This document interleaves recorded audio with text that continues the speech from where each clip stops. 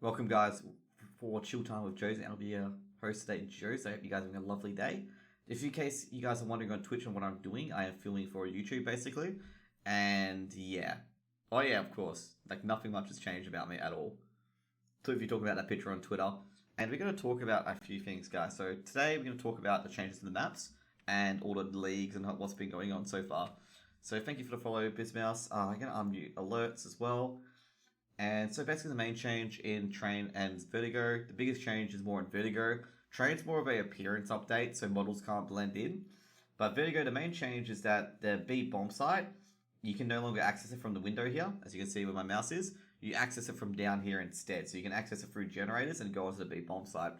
That's going to change a lot of strategies on Vertigo, given that the B bomb site isn't really attacked that much in Vertigo. It's always the A bomb site. And this allows the T side to get out from the behind the generators to wrap around onto B side by going via the stairs as well. And it also forces the CTs to put a defender in the middle, to a whole middle, instead of having two players on B side itself. And that's the main change. There's a few other changes as well, like they've added more music to the game.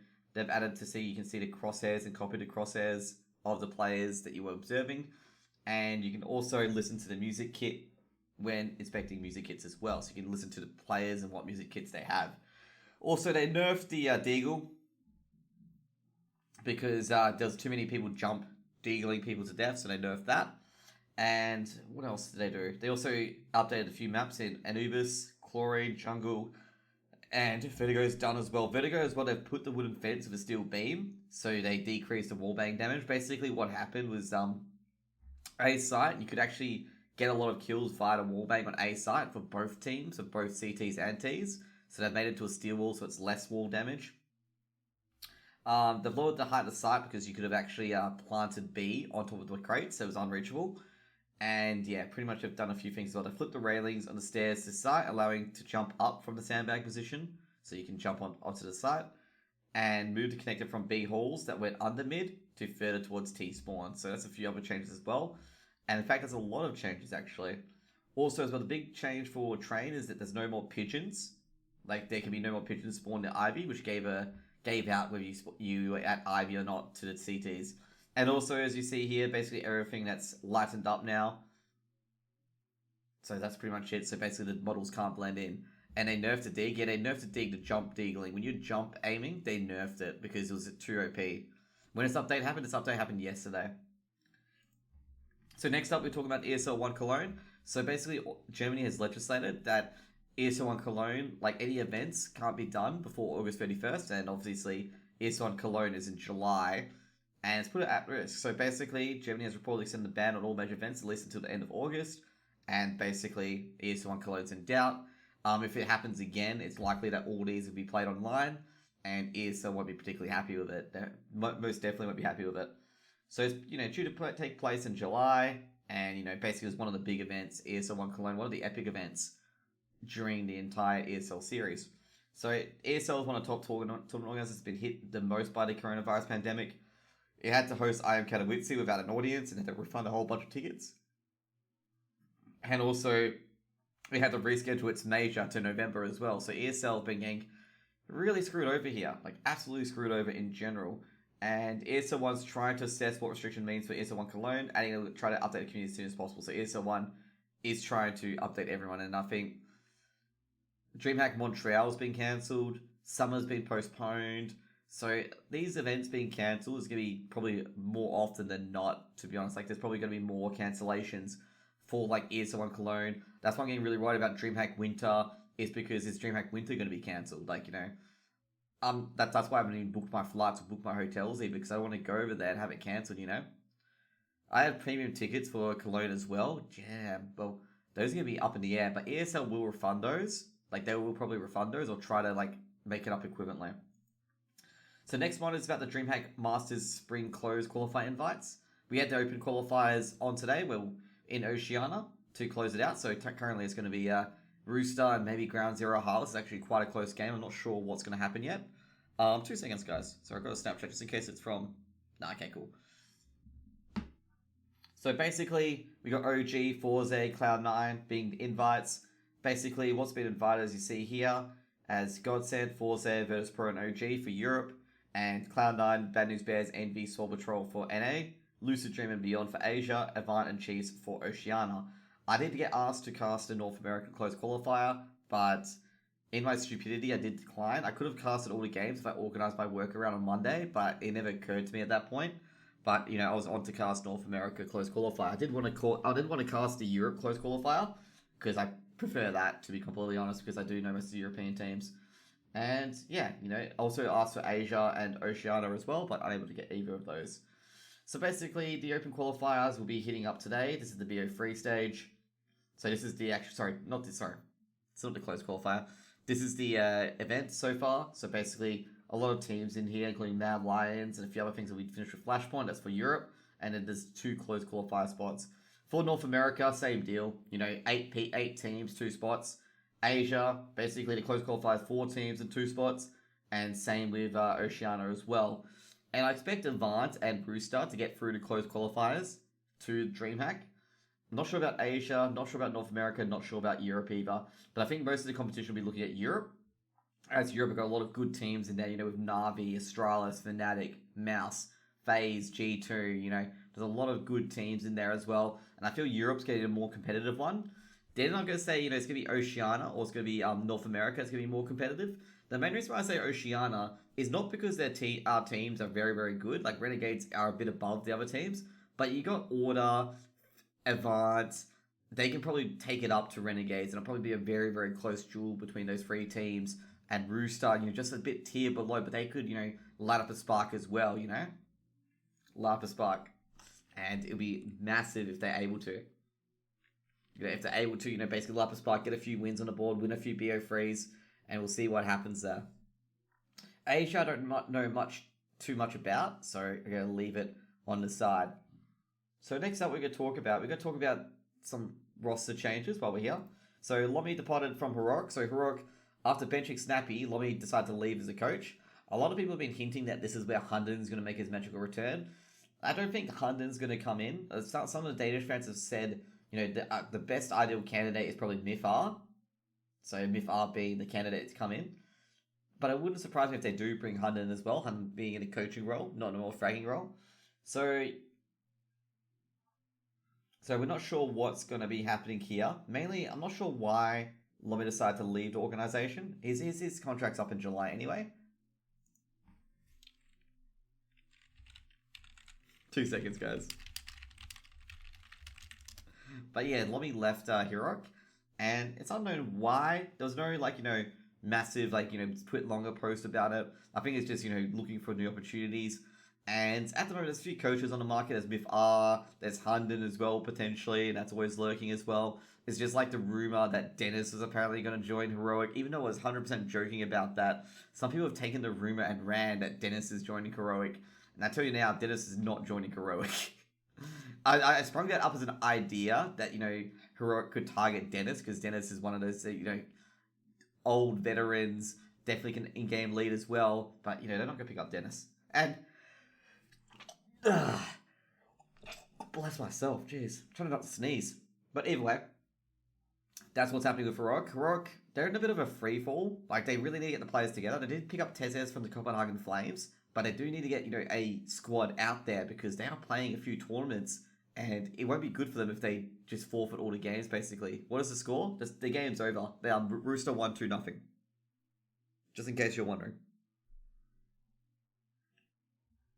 So basically, that's what it is at the moment. So it's Tezes, Darwin, Borub, and Cadian, and the 2 other players are benched with S-Dark leading to Astralis. So next up, we're going to talk about Nuki announcing his free agency.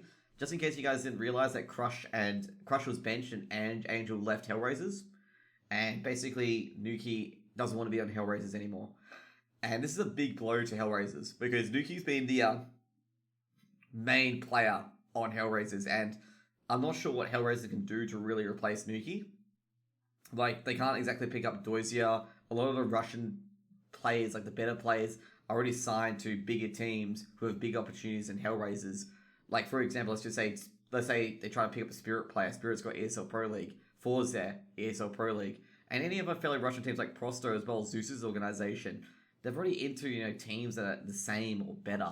So Hellraisers really don't have much to offer here. Now, since they've lost Nuki as well, it's going to be very difficult for Hellraisers to find a replacement. So Nuki stated that he didn't want to be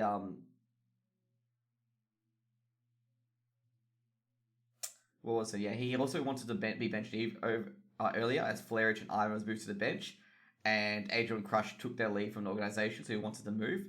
And he also didn't want to speak, I think it was Russian or Ukrainian, because Nuki's from Lithuania and he doesn't have fluent Russian or something like that. And that's the reason why he wanted to leave, because the organization wanted to build a more Russian team. Yeah, Russian speaking team, that's right.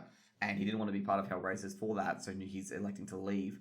Now, Nuki can probably find a CS organization pretty easily. He's definitely a big playmaker. A team that, are looking for that player to clutch it out.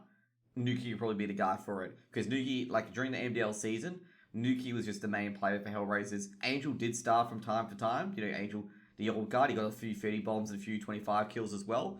But Nuki was the main fire starter for Hellraisers. And, Hellraisers, I'm not sure what they're going to do to replace Nuki. And they've got to get a team together before April 27th, before the MDL starts as well. Or they can just reschedule their games as well. Next up, we're going to talk about the ESL Pro League. So in NA, Liquid swept EG to win it. So EG, with their new coach Zeus, were unable to stop Liquid from winning. Liquid have been pretty quiet recently. Quiet achievers, as Nitro led a 3-0 win for Liquid over Evil Geniuses. And that's no default rounds either. That's 3 map wins in a row. So they did get a default win in the end. Then they won 16-11 and 16-9. I'm going pretty good, Cora. I'm going pretty well, man. What about yourself? So basically, NAF had a match to never forget, 106 ADR. And meanwhile, Seb, good old Stanislaw, Ethan, and Breezy, they just couldn't really star out against the star power of Team Liquid. And basically 3-0, especially losing your niche pick of Dust 2 and Vertigo. Didn't look that well. And Evil Geniuses, they were down 13-5 on their own map pick. They got out of it, but then Liquid just somehow clutched it, and NAF was just immense in that series. What games you got tonight? Well, basically, I got Dignitas v LDLC, and that's it. There's no other games tonight. There's just me doing some CSGO review with all the teams. Now, lastly, oh shit, I forgot. Gotta put that away. Lastly, you guys don't get to see that. That's not here yet. Actually, that's meant to be before, actually. There we go. Just in case you guys wonder what it is, that's the coronavirus watch. I just do that before I do my game reviews. So next up, we're going to do EU. And as you guys may have noticed, I was casting EU MDL relegations at this time, because there's a lot of Swedes in my chat watching Prima and watching Fnatic, including Broland's girlfriend. I had Broland's girlfriend watching Prima. And it was, these guys were all, going, oh, Fnatic are winning the entire time. So it was actually pretty good. So basically, Fnatic were down, and Canadians. Oh no, what I was talking about the Swedes. Do you know during that? I think you were in there as well, Nubit, where the Swedes were talking about Fnatic non-stop. G'day, Giraffe. What's up, my dude? So basically, in the ESL Pro League, so in Europe, Fnatic took down Mouse Sports, and it looked pretty grim for Fnatic early on, as Mouse Sports had a 2-1 lead. Okay, going into Nuke, their map pick, and it looked pretty down and dusted. And then Fnatic won Nuke 16-1, putting it up to 2-2. And it was massive, absolutely massive, that Fnatic won Nuke, and then they win Mirage 16-12. So, basically they win the first Pro League season to be concluded online, and Fnatic won BO5, 3-2. And I've got to say, Brolan was basically very, very impactful. Very, very impactful indeed. I think Brolan got the MVP in the end. Yeah, he did. Crims was very, very impactful on the series overall, but Brolan got it because of his performance in the league. And I don't think anyone can believe they beat out Mouse. After Mouse did win Fnatic's map pick, map pick of Vertigo, Mouse won that. They won Dust 2, their map pick, then they won Vertigo. And that's why everyone's like, oh no, Fnatic are going to lose this because they lost their map pick. But in the end, Fnatic took out Mouse's map pick of, Ivo deserved to win. Yeah, they probably did deserve to win, especially if you 16-1 a team on Nuke. And I'm gonna fetch a bargain that was also on their T side. Let's see. Oh no, 14-1 CT side. Yeah, Mouse, you deserve to lose that. You can't have a 14-1 CT side against you. Jeez. All you have to do is win pistols, and that's it. And that's what Fnatic did. And basically, Mouse, they had it, and they lost it. That's pretty much it. That's what you can say of Mouse. They had it. They had the 2-1 advantage going to their map pick of Nuke, and Fnatic just hold firm 14 rounds. 14-1. And well, what can you do is Mouse, when you're going 14-1 on your T, when you go to your CT side 14-1, and all that pressure on that pistol, because you lose that pistol round, next round's gonna be Mac 10s, grenades, smokes, straight to A site, quick plant, and that's gonna be 16-1 end. So next up, we're going to talk about Flashpoint, good old Flashpoint. So Flashpoint's getting to its final stages. So they've done the good old, Group A, Group B, Group C, how everyone's got, their little titles of the phases. And the funny thing is, I like the Group A title, given that Havu are in the grand finals. Who? Indeed, who? And also this one. It's interesting though. So basically the top 8 teams, as you guys may know, was Mad Lions, MIBR, Havu, team I like a lot, Cloud9, Gen G, Chaos August, and Fun Plus Phoenix, who have taken 3 rosters now, by the way. So you got to the playoffs, so Mad Lions, very, very dominant. Then they lost the upper bracket final to MIBR, as MIBR suddenly sparked to life.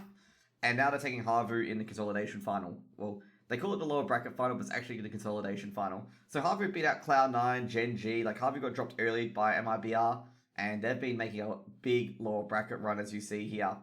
And now they're versing the Mad Lions, okay? That'll be on, I believe, that will be on Sunday. And I'm going to say Havu are going to win that, because Havu are a team in form. And when Havu get in form, they are very, very scary to beat. Now, with all Havu games, as I've noticed, is that if Slowy does not play, thank you for the follow, Kevin. If Slowy does not play well, Havu have an 80% chance of losing. It's actually crazy, seriously, it's actually crazy. That if Slowy does not play well, Havu have an 80% chance of losing. And Slowy's not their main playmaker. Zori, the All-Pro, is their main playmaker. And it's kind of crazy. Mad Lions, I say, they've got a shot as well. Mad Lions will probably want to get revenge on MRBR. And Mad Lions are a decent team as well. They've got Asilian as IGL. Asilian's a very aggressive IGL who frags. And they've got Acor as well. Acor's been showing some form as well. It'd actually be a good AWP duel between Acor and Zori. Very, very good AWP duel. And I think Acor might be a bit outgunned because 4 of the players on Havu can AWP. This is the funny thing that no one knows, that 4 of the players on Havu can AWP. They're all able to play the AWP. But I think Acor will get a 4K pretty easily. They'll kill all 4 Havu members that buy an AWP. It'll be pretty humorous. But, I reckon Havu will probably win that 2-1. It'll be very, very close. Because this is the thing, Mad Lions can't go with the nuke pick against Havu because Havu is also really good at nuke. I think nuke will be the third map between these two teams. I don't think Havu will pick it. Havu will pick another map. And they'll see if Mad Lions will pick nuke. Because Havu will be if they pick nuke, they'll just be we're going to eat some Mad Lions tonight because Havu are very, very good on nuke. And yeah, the infamous Ninja Defuse moment, which I do not have, of Hoodie Ninja defusing against Big on nuke. Oh, that was good. Actually, let me see if I can find it. 2 seconds, guys. There we go. Here we go. Look at this. This is epic, by the way. Yeah. Does it work? Yeah, watch this. He could go to defuse the bomb. That'd be crazy. He's gonna try it. Hoodie's holding it. Can he get it? Might as well try. And he does! Whoa! I always remember that because Big were hey, wait, there's a smoke bomb inside. Basically, the 2 players you see here, they realize there's a smoke grenade inside. Hang on, wait, someone's defusing the bomb. And yeah, that's a funny moment that I've had in that season was just definitely Hoodie Ninja defusing that. But that's things that can happen for Havu. I ran it from the balcony to see this. Yeah. And yeah, I think Havu will win it. I think MIBR win tournament overall because MIBR is really hitting their stride. They took down both Mad Lions and Havu, and I expected Mad Lions to beat MIBR. So I was actually quite shocked to see them lose it because MIBR have been looking pretty lackluster, to be honest. Now let's talk about the EU relegation. So the EU relegation had a completely different system compared to last season. They still had the double elimination, but the MDL teams were in the first round. So usually what happens is that they have a 12, have 6 games, and then the teams that lose go to the lower bracket, and the MDL teams would verse the teams that go through. Not 12 games, but 12 teams. So basically it'll be 8 games, it'll be 4 games, and then the winners of that will verse an MDL team while they ever go through the lower bracket. But this season they had a different system where they did the seeding system where the MDL teams got an automatic high seed, as you see there, Illuminati Gaming and with a cow getting the 1 and 2 seed. So what happened was they played this over 4 days since Premium and Apex played first. So Premium and Apex, which I casted, very, very close games overall. I think every game was a 16-14. Indeed, it was between Premium and Apex. Every game was a 16-14. And it was a crazy close series. They could go either way. Now, Endpoint was suspected to get in through the upper bracket pretty easily. And since Luminar, basically, I'm going to say now, Luminar decided not to participate, which I said earlier in the MDL season, that changing their team mid-season and on the last week without a roster lock probably is a bad idea. And this highlights it so magnificently as they had to force forfeit the entire relegation. So basically, Reason got through, which is one of the Climbers Cup team that was swamped by Ambush. And then Ambush lost to Skade. And Skade got completely smashed in the first map, but Skade were able to recover and get the MDL status. And Skade made their rounds through Salamander, Fate. They actually had a hard route, Skade. Because at the first, the third best team, then the fourth best team, the third best team. And Ambush probably the sixth best team. It's probably the easiest opponent, which was Ambush, to make MDL. Now, Endpoint, they got all the way to the finals here, the upper bracket finals, lost to Wiz Like a Cow. Wiz Like a Cow, I'm going to say, they got their new team and they won on train 16-12 in the end. And Endpoint had so many opportunities to win either of these maps. Like, even Dust 2 had opportunities. And they actually talked about on their Twitter afterwards that they missed so many opportunities to defeat Wiz Like a Cow. So let's get to the lower bracket. So Turkey 5 got a free win. They then lost to Prima. Then Fate started taking out teams left, right, and center with their mighty lower bracket run. Like, look at that lower bracket run from Fate. They got knocked out first by Skade, and they just knocked out Vex, knocked out Prima, and then they knocked out Ambush as well. And Ambush, 16-2, the other Bulgarian team took them down 16-2 on Vertigo, and they were getting absolutely demolished. No, on Train, and they were getting absolutely demolished on Train. But they won Vertigo Ambush, but they lost Dust 2 in the end, and that was pretty sad to see them lose Dust 2 after getting so close to MDL status. And unfortunately for Ambush, you're going to have to go through Advanced.